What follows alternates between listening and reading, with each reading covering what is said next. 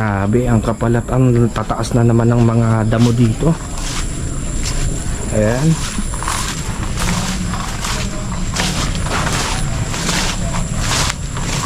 So kahit ilang beses ako magdamo, mabilis na nagkakaganito. Ang bilis tumaas ng mga damo dito sa bakuran. Ayan, ang kapal na naman, oh.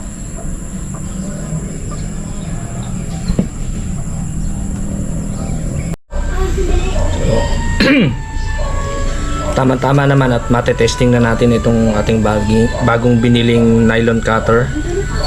So nabili lang natin to sa online shopping. Dali magkahiwalay ito pag nabibili nyo, isa tong rolyo, tapos ikakabit nyo na lang siya. Kagandahan dito kasi apat yung pwede niyang maging blade, and then ano pa siya, doble. Not unlike dun sa ating biniling Inco na may nylon cutter. So ito yon, dalawa lang siya, and then madali pang napuputol. Tapos ito naman kasi ay paubos na dahil nung time na nabili natin to, ilang beses na rin natin tong nagamit sa pagpuputol ng damo. Gawa nga ng napakadalas ng pag-ulan, madalas yung bagyo, so mabilis ding tumutubo at lumalaki yung mga damo dito. So kaya halos maubos na yung ating nylon blade. So tama-tama matetesting na natin to ngayon at titignan natin. Isa pa palang ang kagandahan dito kasi wiring nasa loob niya, and yun nga, hindi siya basta-basta mapuputol kasi para siyang electric wire. Meron siyang wire sa loob. So testingin na natin to para makita natin kung gaano kaganda tong ating bagong biling nylon blade para sa ating mga damo na puputulin ngayon. Okay? Ayan, naikabit na natin. Saktong-sakto lang yung pagkakalagay natin, and then yun, okay to. So yung haba niya ay medyo mapuputol pa siya mamaya kasi masyadong mahaba yung nagawa natin. Dapat hanggang dito lang yan eh. Ayan, so mahaba siya. Or gagawin natin, puputulan natin yung ating mga blade.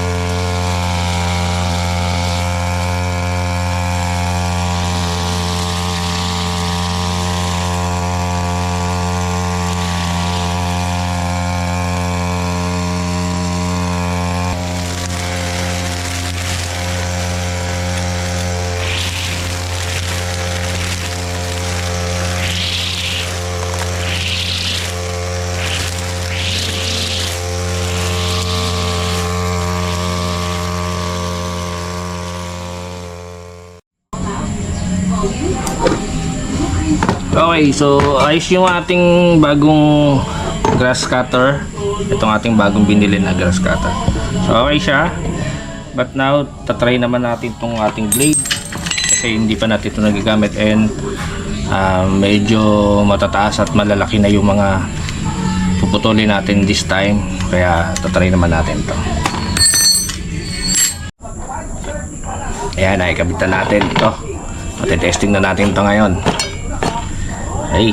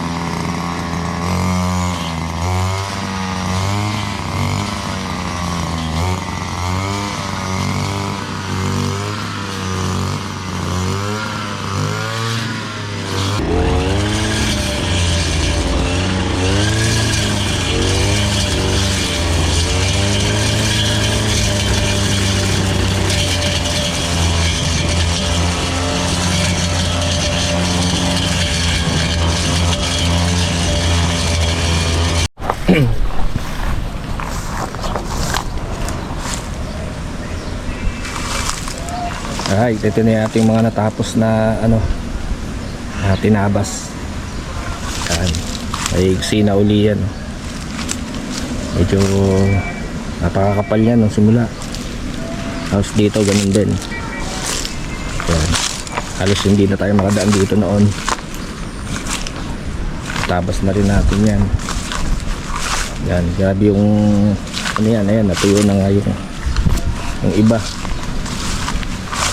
Bali ito mga bagong tubo na lang yan doon sa ating mga tinabas ng nakaraan. Ayan, ito naman dito sa likod ng kulungan ng ating mga manok. Ayan, tabas na rin lahat halos yan. So